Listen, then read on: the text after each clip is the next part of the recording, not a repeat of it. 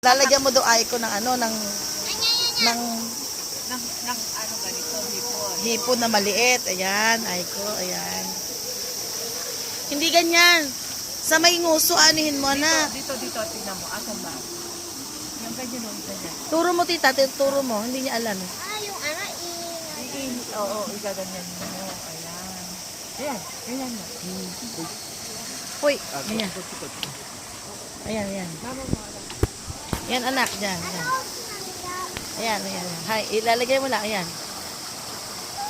Ayan, ayan. O, itaas mo yung ano mo.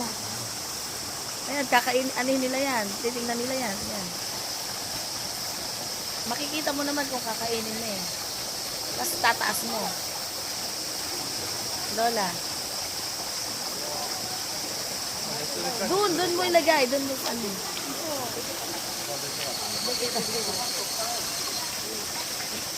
Ganyan. Bunay. Koko no ipayaro to ko. Mami no. Sigaw ano, ha?